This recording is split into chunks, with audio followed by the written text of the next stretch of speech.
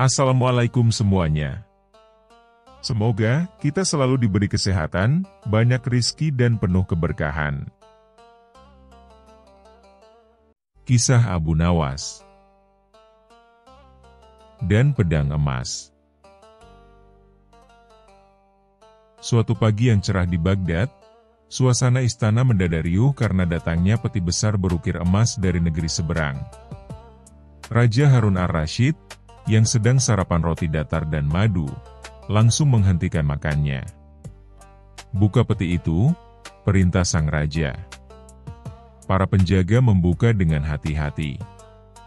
Di dalamnya terbaring sebuah pedang emas bertatahkan permata, berkilauan hingga membuat seluruh ruangan seakan terang benderang. Terdapat surat yang menyertainya. Untuk Raja yang Agung, Harun ar-Rasyid. Ini adalah pedang legendaris, tajam seperti lidah orang jatuh cinta, dan kuat seperti janji tukang sihir. Gunakan dengan bijak. Raja terkesima. Ia mengangkat pedang itu dengan kedua tangan. Beratnya luar biasa, namun bentuknya indah luar biasa. Luar biasa. Tapi untuk apa aku punya pedang semewah ini kalau hanya dipajang, gumamnya. Keesokan harinya, Raja mengumumkan lewat genderang dan pengawal keliling. Barang siapa yang bisa menggunakan pedang emas ini dengan cara paling hebat dan berguna, akan mendapat hadiah emas seberat anak unta. Seluruh Baghdad pun heboh. Prajurit, pandai besi, koki, bahkan tukang sulap, semua ingin mencoba. Seorang prajurit mencoba menebas batu besar. Batu retak, tapi pedangnya hampir patah. Seorang petani memotong batang pisang. Tajam, tapi biasa saja. Seorang ahli kungfu mencoba gerakan cepat, malah tanpa sengaja menebas ikat pinggang sendiri. Raja geleng-geleng kepala. Mana yang luar biasa? Semua ini sudah pernah kulihat. Tiba-tiba muncul Abu Nawas. Dengan sorban miring, jubah putih sedikit kusut, dan wajah penuh percaya diri, ia membawa satu keranjang buah dan selembar taplak meja. "Tuanku," ucap Abu Nawas sambil membungkuk. "Izinkan saya menunjukkan kegunaan pedang ini yang sesungguhnya, dan sangat bermanfaat bagi rakyat." Semua mata tertuju padanya. Abu Nawas menggelar taplak di taman istana. Ia meletakkan semangka, nanas, pisang, apel, pepaya, dan buah naga. Lalu dengan penuh gaya seperti pesulap sirkus, ia mengayunkan pedang emas itu, memotong buah dengan gerakan yang indah dan lucu. "Lihat, tuanku," serunya, "pedang ini tak hanya tajam, tapi luar biasa dalam mempersiapkan camilan sehat." Dia menari-nari sambil mengupas pisang, memotong semangka bulat sempurna, dan menyusun buah dalam bentuk wajah raja di atas piring. Penonton tertawa. Para menteri menutup mulut agar tidak ikut ngakak. Bahkan juru masak istana mencatat gerakan tangan Abu Nawas. "Dan sekarang," kata Abu Nawas sambil membungkuk, "sajian untuk paduka, salad buah istimewa dengan sentuhan kerajaan." Raja menghela napas. "Kau bercanda, Abu Nawas?" Abu Nawas tersenyum. "Tidak, tuanku. Di negeri ini, rakyat tak butuh perang. Mereka butuh makanan, damai, dan tawa." Suasana hening. Semua menunggu reaksi sang raja. Tiba-tiba, raja tertawa terpingkal-pingkal. "Hahaha. Abu Nawas, kau memang benar-benar gila." Ia menepuk-nepuk paha. "Pedang paling mahal di dunia, dijadikan pisau buah. Tapi ide itu sangat masuk akal. Daripada menebas leher musuh, lebih baik memotong pepaya untuk sahabat. Raja pun menghadiahkan emas seberat anak unta, dan pedang emas itu sendiri. Aku tidak bisa membayangkan orang lain yang lebih cocok memakainya. Beberapa minggu kemudian, seorang tamu kerajaan dari India datang dan bertanya, "Di mana pedang emas legendaris itu?" Raja menunjuk ke dapur istana. Di sana tampak Abu Nawas dengan celemek bunga-bunga, sedang memotong buah semangka. Di sana, itu pedang paling berguna di kerajaanku.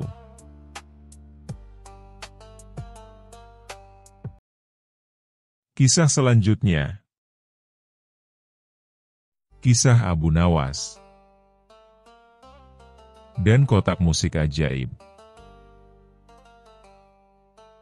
Di suatu pagi yang cerah di kota Baghdad, Abu Nawas sedang duduk santai di depan rumahnya, menyesap secangkir teh hangat sambil menikmati semilir angin. Seperti biasa, wajahnya yang ramah dan penuh akal itu tampak sedang memikirkan sesuatu.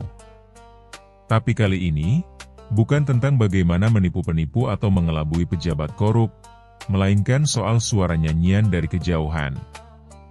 "Lagu siapa itu?" gumam Abu Nawas sambil berdiri. Suara itu terdengar merdu, seperti suara malaikat yang bernyanyi di dalam kendi. Penasaran, Abu Nawas mengikuti sumber suara itu. Ia berbelok ke gang sempit, melewati pasar yang ramai, dan akhirnya tiba di sebuah lapak kecil yang sederhana. Di sana, seorang kakek berjubah lusuh duduk di balik meja tua. Di depannya sebuah kotak kayu kecil berwarna coklat keemasan dengan ukiran bunga. "Wahai kakek," sapa Abu Nawas, "suara merdu itu, dari kota ini?" Sang kakek mengangguk dengan pelan. "Benar, ini adalah kotak musik ajaib.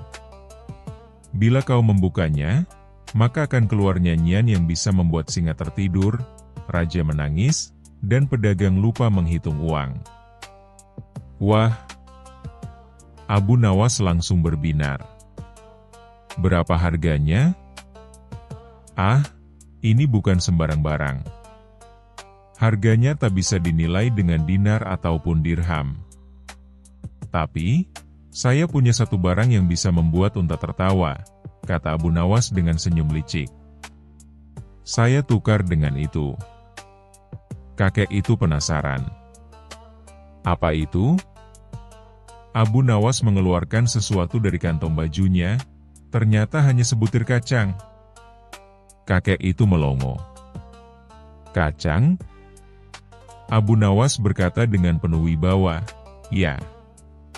Tapi bukan sembarang kacang. Ini kacang dari gurun paling kering di dunia. Bila kau lemparkan ke tanah, ia akan menumbuhkan pohon yang daunnya bisa bernyanyi." Kakek itu bingung. Ia menatap kacang itu, lalu menatap otaknya, lalu lagi-lagi menatap kacang. Akhirnya, karena merasa hidupnya sudah terlalu tua untuk memikirkan logika, ia menyerah. "Ambillah kotaknya. Tapi ingat, kotak ini hanya akan menyanyi jika dibuka dengan niat yang benar."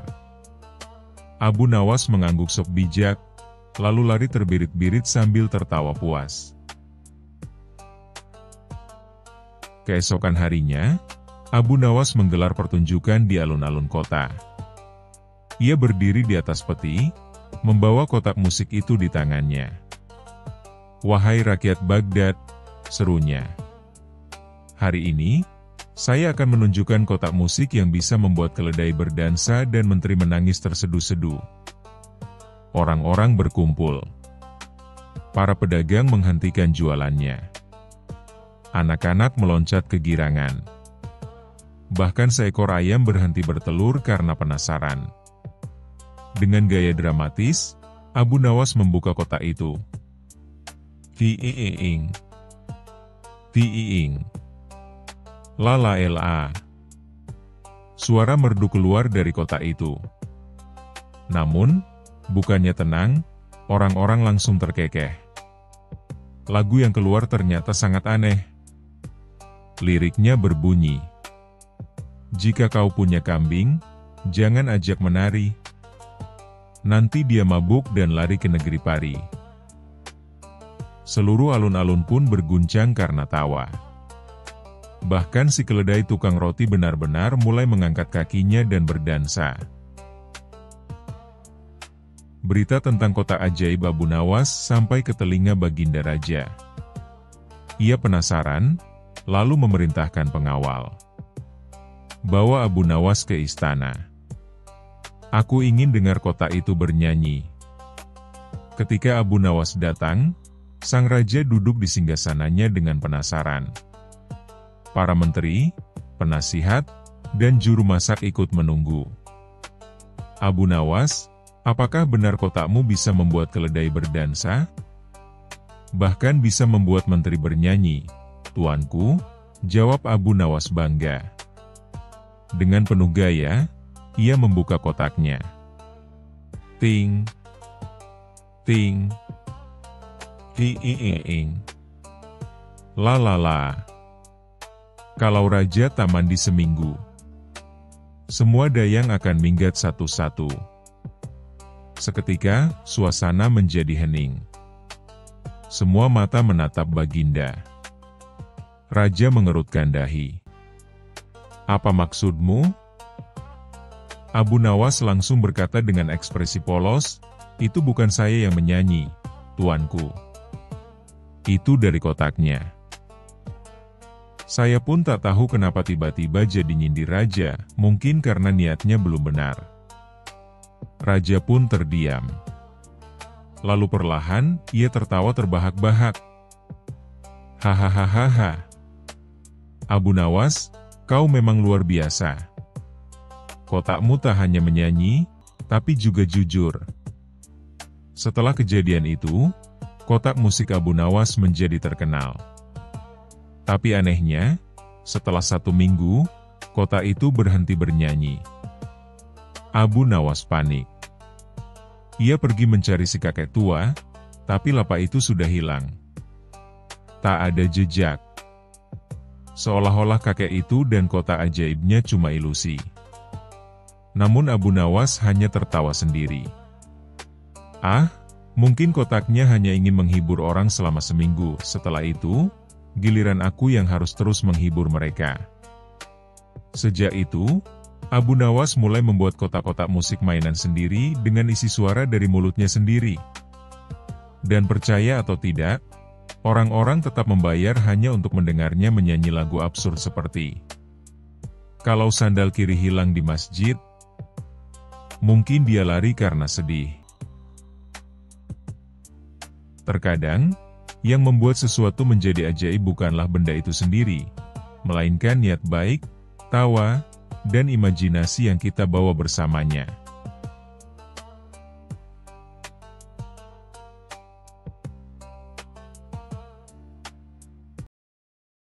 Kisah selanjutnya. Kisah Abu Nawas. Lautan Api.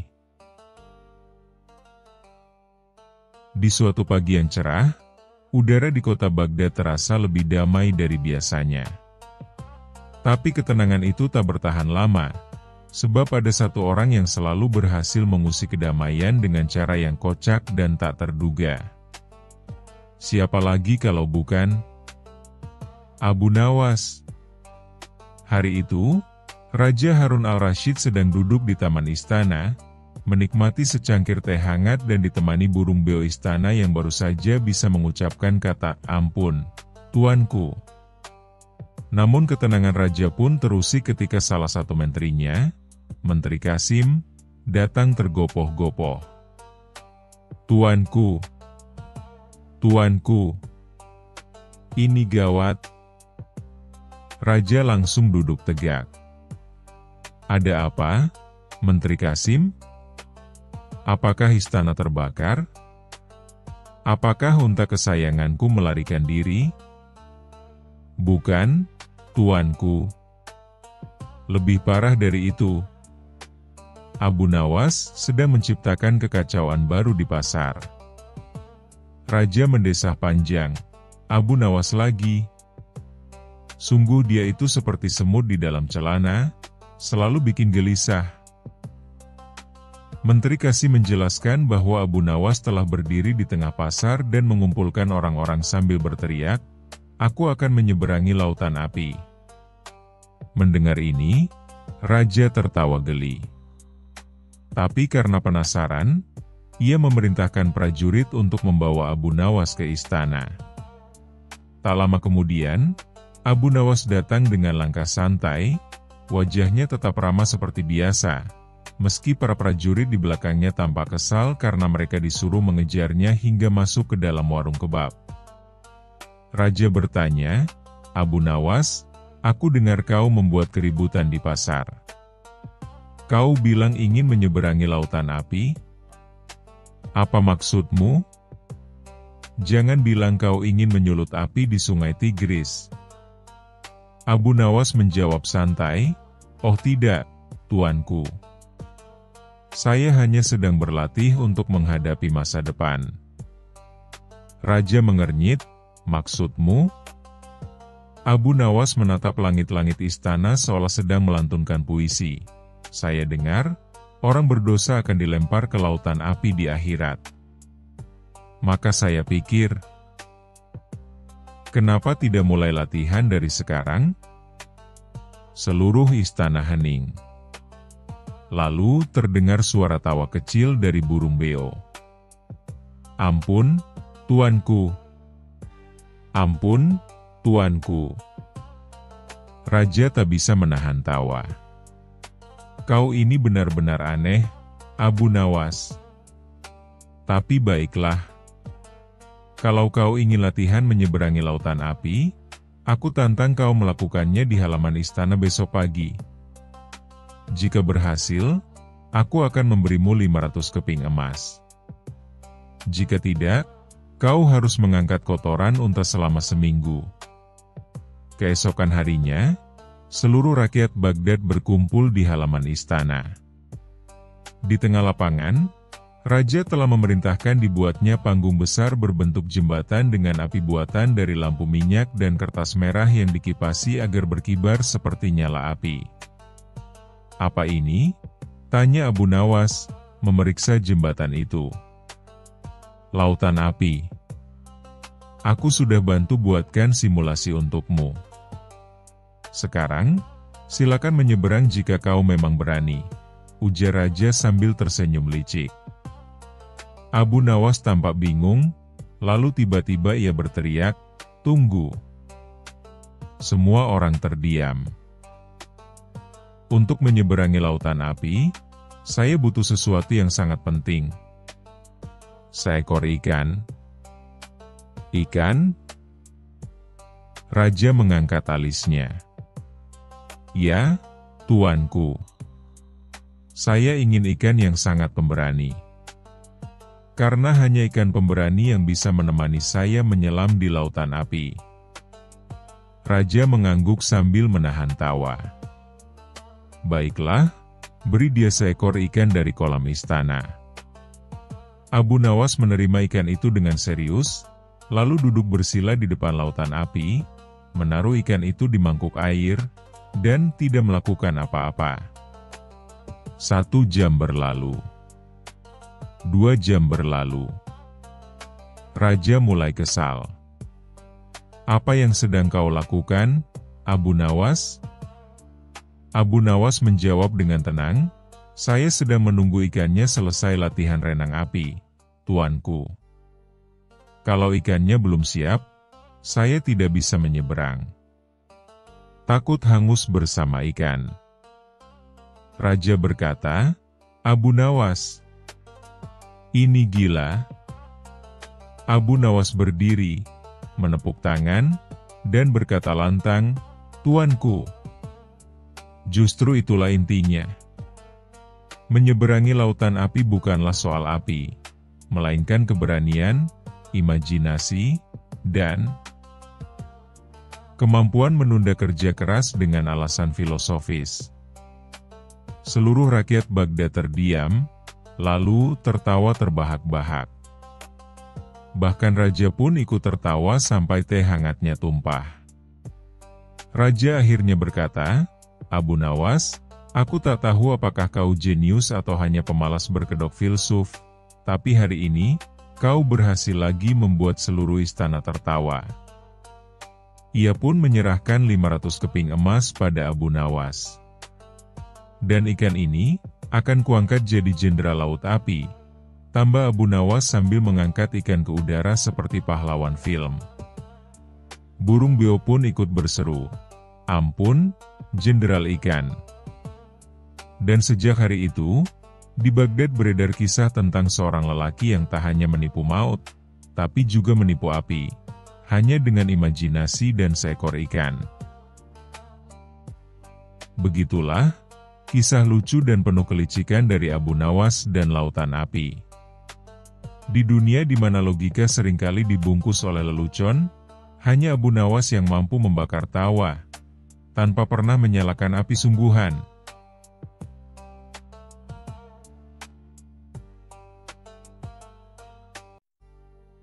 Kisah selanjutnya.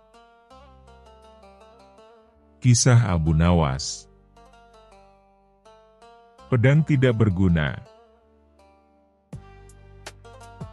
Pada masa keemasan kekhalifahan Abbasiyah, di tengah kemegahan kota Baghdad yang tak pernah tidur, hidup seorang saudagar kaya raya bernama Umar bin Kamil.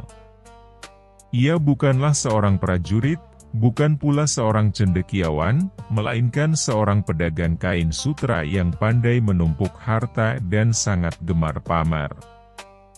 Umar sangat bangga akan kekayaannya. Setiap minggu ia mengganti jubahnya dengan kain sutra terbaik, mengganti sepatu kulitnya dengan yang lebih mengilap, dan lebih dari itu, ia suka memamerkan koleksi barang mewahnya kepada para pejabat istana.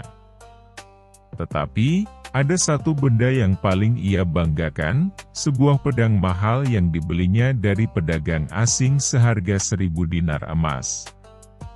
Pedang itu panjang, berkilau, dan dihiasi permata merah delima di gagangnya.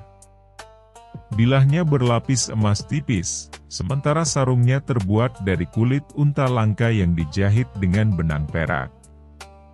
Umar menyimpan pedang itu di dinding rumahnya, tepat di tengah ruangan utama agar setiap tamu yang datang langsung melihatnya. Suatu malam, ketika ia mengadakan jamuan makan malam mewah, seorang tamu bangsawan memuji pedangnya. "Wahai Umar, pedangmu benar-benar mengesankan. Seperti milik raja-raja Persia." Mata Umar berbinar. Ia pun membusungkan dada dan berkata lantang, "Pedang ini, lebih dari sekadar senjata. Ini adalah simbol kekuatan.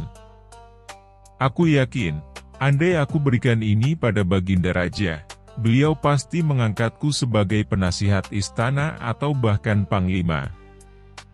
Tawa kecil terdengar dari tamu-tamu lain, namun tidak ada yang berani meragukan niat Umar, karena mereka tahu Umar bisa membeli pengaruh dengan uangnya. Keesokan harinya, Umar pun berangkat menuju istana dengan membawa pedang itu dalam kotak mewah berlapis kain beludru merah. Setibanya di istana, ia disambut oleh pengawal kerajaan dan segera diizinkan masuk ke aula. Raja Harun al-Rasyid sedang duduk di singgasananya, ditemani oleh para menteri dan penasehat. Ketika Umar mempersembahkan pedang itu, ia berbicara dengan penuh percaya diri. "Baginda yang mulia, hamba mempersembahkan pedang terbaik dari timur jauh. Dibuat oleh pandai besi terhebat di negeri asing. Sebagai bentuk penghormatan dan pengabdian hamba kepada kerajaan ini." Raja memandangi pedang itu dengan kagum.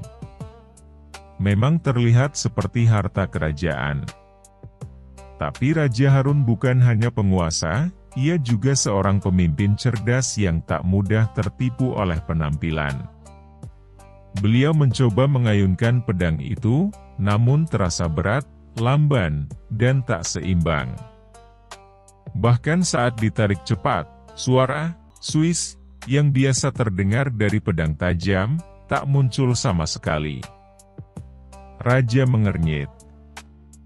Pedang ini tampaknya lebih cocok untuk digantung di dinding, bukan untuk bertempur.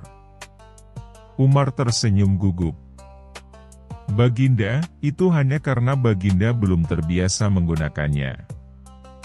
Ini adalah pedang bangsawan, bukan untuk tangan biasa.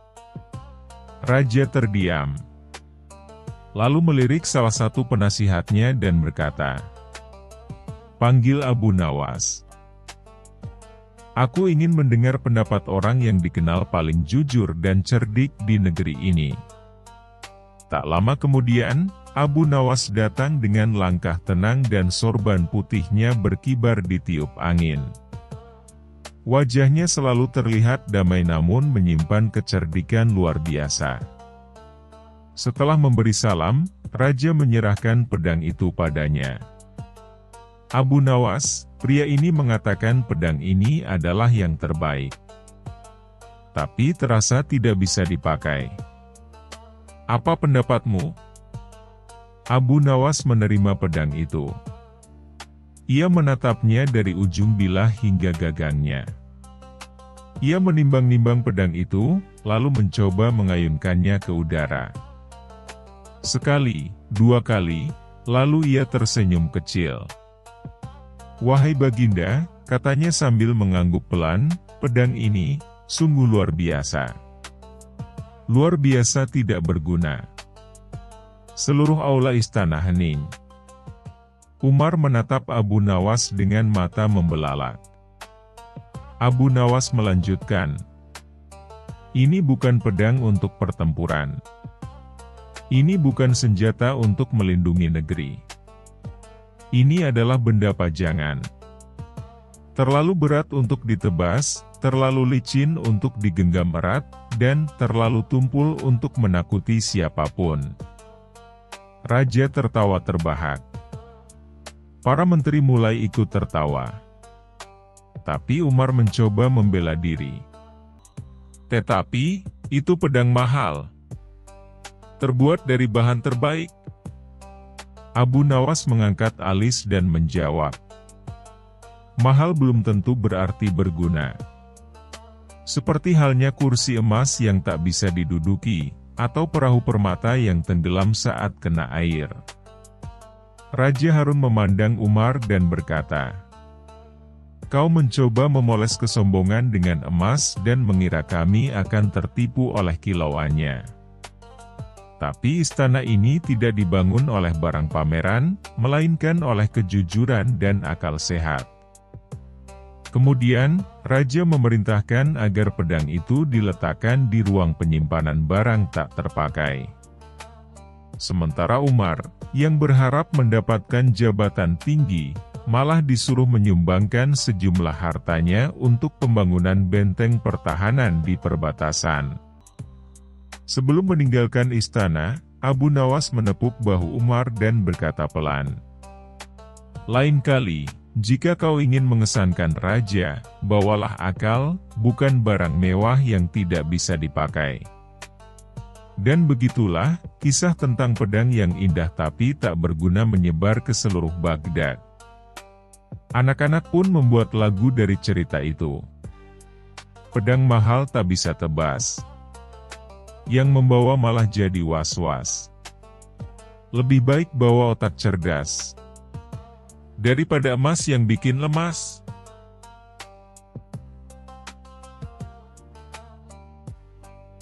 Kisah selanjutnya. Abu Nawas, raja yang marah. Suatu hari, Baginda Raja Harun al-Rasyid sedang dalam suasana hati yang buruk. Ia merasa kesal karena para menterinya tidak mampu memberikan solusi atas masalah yang sedang dihadapinya. Pajak kerajaan berkurang, rakyat mulai mengeluh, dan beberapa pedagang besar menolak membayar pajak dengan alasan mereka merugi. Dalam amarahnya, Raja memanggil para penasihat istana dan berkata, "Jika kalian tidak bisa memberikan solusi yang masuk akal, Lebih baik kalian angkat kaki dari hadapanku." Para menteri dan penasihat saling berpandangan, takut jika mereka salah bicara, kepala mereka bisa melayang. Mereka pun memilih untuk diam. Melihat ketakutan mereka, raja semakin murka. Ia ingin seseorang yang bisa menenangkannya, sekaligus memberikan jawaban atas masalah yang dihadapinya. Tiba-tiba, ia teringat kepada seseorang yang selalu bisa menyelesaikan masalah dengan cara unik, Abu Nawas. "Panggil Abu Nawas ke hadapanku sekarang juga," perintahnya kepada pengawal. Tak lama kemudian, Abu Nawas pun datang ke istana dengan wajah santai dan senyum khasnya. Begitu melihat Abu Nawas, raja langsung berkata dengan nada tinggi, "Abu Nawas, kau datang tepat pada waktunya. Aku sedang sangat marah. Kerajaan ini menghadapi masalah besar, dan tidak ada satupun penasihatku yang bisa memberikan solusi. Jika kau gagal membantuku, aku akan menghukummu." Abu Nawas tetap tenang, lalu bertanya, "Boleh hamba tahu masalah apa yang sedang dihadapi Baginda?" Raja menjelaskan tentang pajak yang berkurang, pedagang yang enggan membayar pajak, serta rakyat yang mulai mengeluh. Setelah mendengar penjelasan itu, Abu Nawas mengangguk-angguk seolah memahami situasinya. "Ampun, Baginda. Sebelum hamba memberikan solusi, izinkan hamba bertanya satu hal," kata Abu Nawas. "Apa pertanyaanmu?" tanya raja dengan nada kesal. Abu Nawas tersenyum dan berkata, "Baginda, jika seekor burung masuk ke dalam sangkar emas yang indah, diberikan makanan yang lezat, namun tidak diizinkan terbang, apakah ia akan bahagia?" Raja berpikir sejenak lalu menjawab, "Tentu tidak. Meskipun sangkar itu emas dan makanannya lezat, burung tetap ingin kebebasan."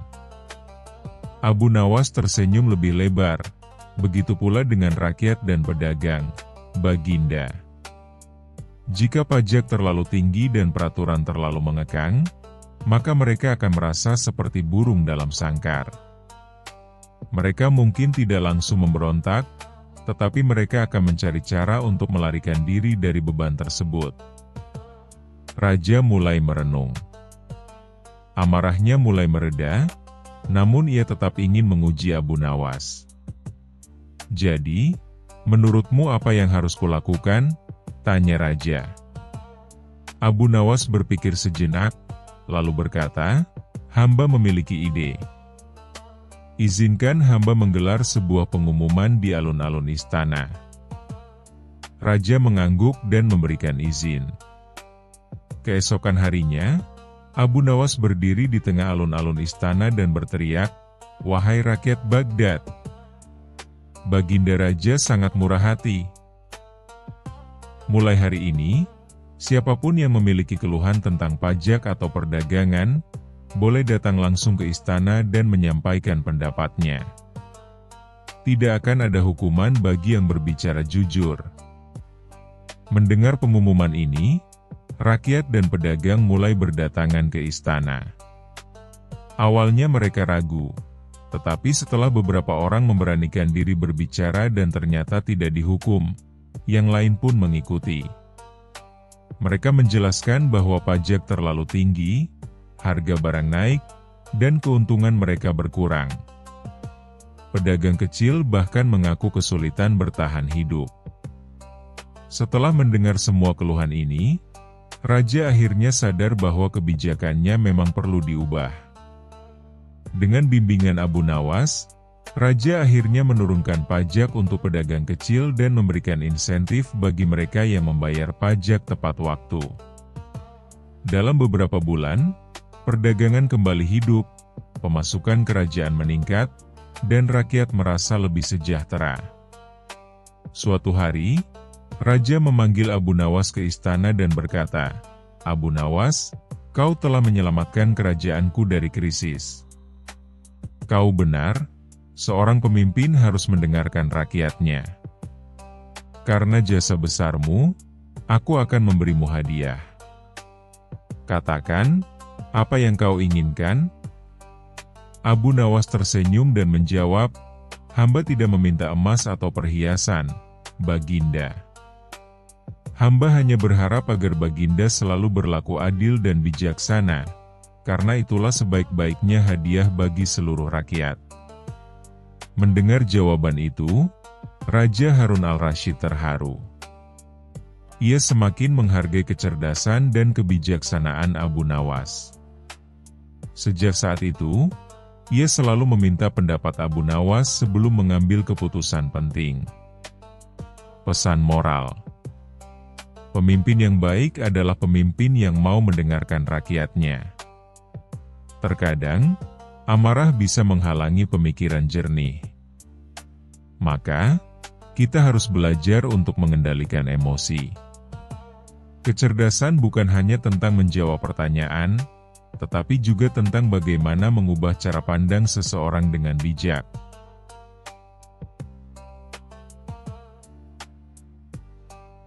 Kisah selanjutnya. Kisah Abu Nawas. Menjebak pencuri. Pada zaman dahulu, orang berpikir dengan cara yang amat sederhana. Dan karena kesederhanaan berpikir ini, seorang pencuri yang telah menggondol 100 keping lebih uang emas milik seorang saudagar kaya, tidak sudi menyerah. Hakim telah berusaha keras dengan berbagai cara, tetapi tidak berhasil menemukan pencurinya. Karena merasa putus asa, pemilik harta itu mengumumkan, kepada siapa saja yang telah mencuri harta miliknya, merelakan separuh dari jumlah uang emas itu menjadi milik sang pencuri bila sang pencuri bersedia mengembalikan. Tetapi pencuri itu malah tidak berani menampakkan bayangannya. Kini kasus itu semakin ruwet tanpa penyelesaian yang jelas.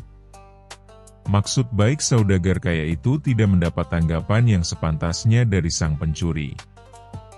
Maka tidak bisa disalahkan, bila saudagar itu mengadakan sayembara yang berisi barang siapa berhasil menemukan pencuri uang emasnya, ia berhak sepenuhnya memiliki harta yang dicuri.